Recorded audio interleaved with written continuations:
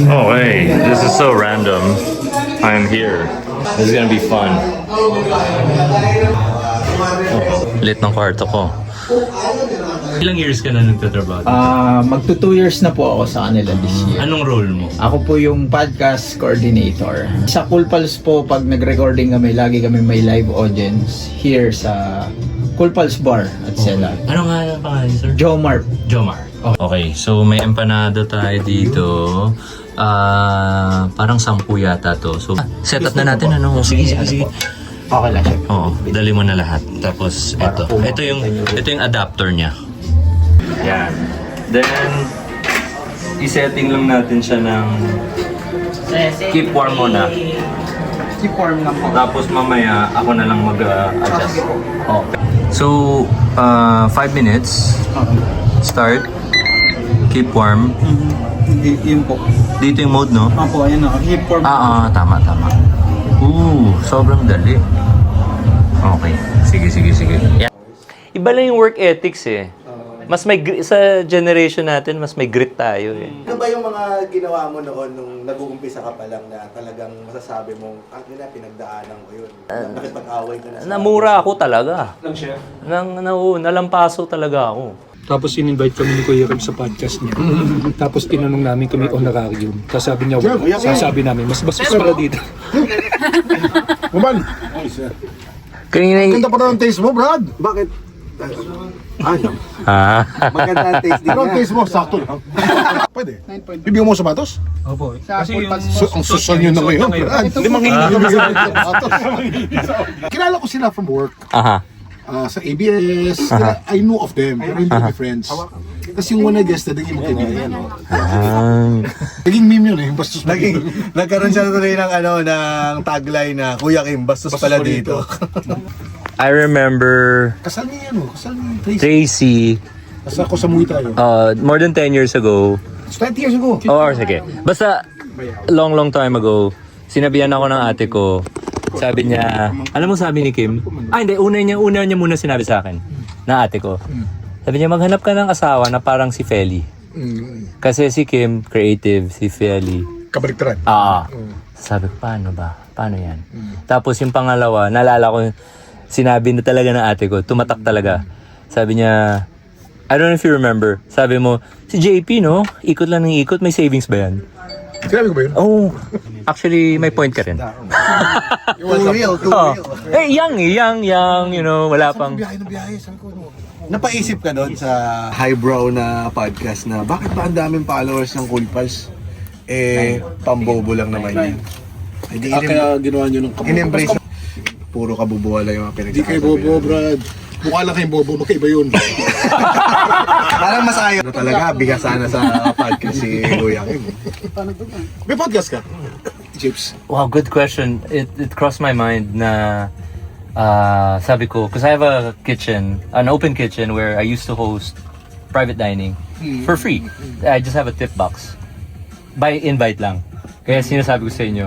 See, imagine invite mo sa bahay mo tapos ayaw mo. Oo nga. Or magbabayad sila tapos ayaw mo. Oo. So sabi ko, invite tapos leave a tip. So naisip ko, i-connect yung Oo naman.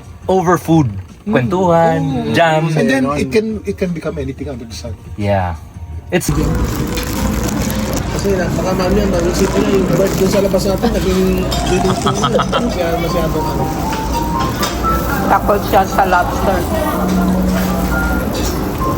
Kasi sumasakit yung kunti, kaya oh my God, natalsikan ako ng mantika. Oh, no. kaya ka lang, may dala ka parating extra shirt sa kotse. Bagong damit pa naman. Yan ang parang Hong Kong style. Sarap ng lasa.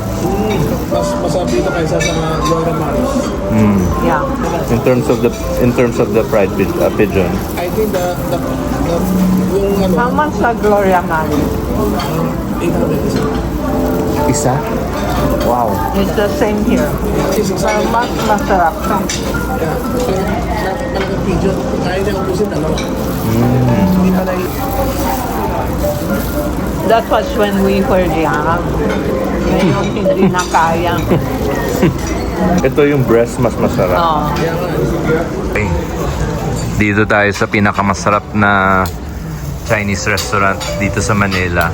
And yun know, yun yung mga nakaradyo. Isa sa mga nakaradyo. Pag nag-order kayo dito, maliban sa nakakurbata, hanapin nyo rin yung may mga radyo. Kasi sila yung magaling mag-suggest kung ano yung orderin mo. Katulad na ito. This is air-flown, no? Tama ba? Yes, sir. From China. From Hong Kong. Ayun, isa pa nakaradyo. And then yung salted fish fried rice nila dito masarap. Mas masarap kumpara sa iba.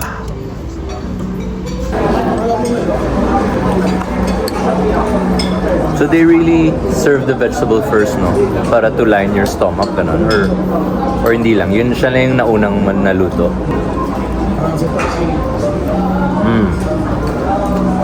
Ito yung masarap na salted fish. Yeah. The other day, Tingnan mo, hindi. very oily. The other day yung sa X restaurant, hindi masarap eh.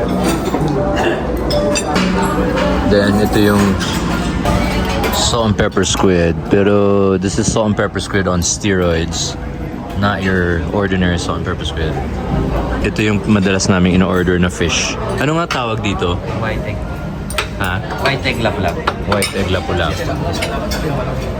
So it's kind of like lapu-lapu two ways, fried and then steam and then topped with egg whites pa yan. This one for the...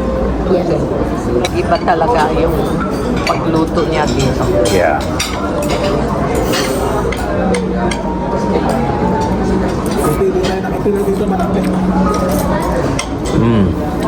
Dito na tayo nakatira. Every week nandito. Iba-iba. Pero si Jolo, yung birthday ng... Kaya kung hindi ka kumakain ng gulay, Bulto. dito, mapapakain ka talaga. Yung pagluto, no? Iba?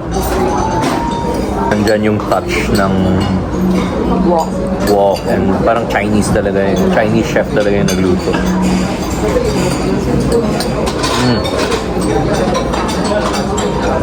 Sarap rin ng lapu-lapu. Yung fresh, kasi tatry mo lang. Neto. Pag maliit, hindi. Pati broccoli, masarap. Pag nag-ikot na ma'am ng Lazy Susan, always clockwise or bad manners pag counter. Hindi naman. Pero sa pag gathering, clockwise. Pag medyo formal, Oh. isang direction lang para hindi ba, di ba? Hindi kasi nung nasa China Blue tayo, binalik ko, pinagalitan ako ni Camille.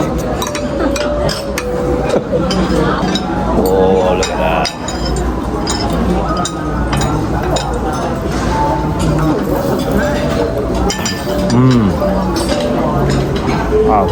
Wow. Ibang klase po ito. Pati yung harina, masarap. So real.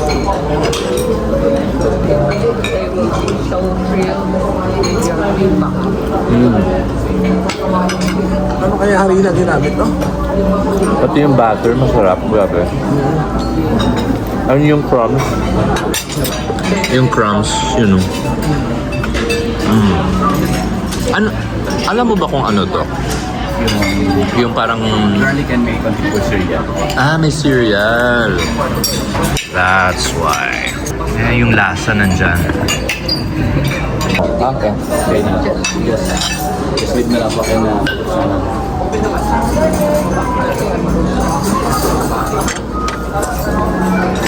Okay. Sa mga lahat ng salt and pepper squid lovers, East Ocean is the way. Cutting before na lang po. Next time naman sama natin si Chef Kim. Wild. Hanapin sa ba ito? Grabe to. Hindi na ako makakain ng ibang salt and pepper squid. Tumasa naman ang standard. I mean, pati yung mantel kinakain, pati yung crumbs sa mantel kinakain ko. Lagay mo pa na EXO. Yeah. Mas mataas pa to. Oh my God. Kaya at least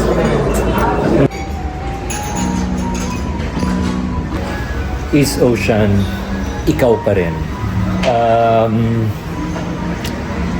I know there's so many Chinese restaurants out there, so many good Chinese restaurants out there.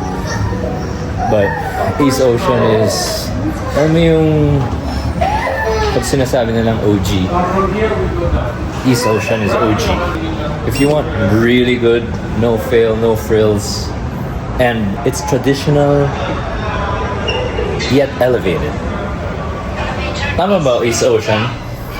Pero yeah, I was blown away with this meal. I've been here a few times. This meal was really good. Hi. Sa likod? Punta natin yung bagong Groundworks. And dito na sila sa Yacal Street. So we're gonna check them out. Last week they had a collab with Sarsa. Though I wasn't here yet. Looks really nice. Happy for them, really. Oh, kalimutan ko patayin yung kotse.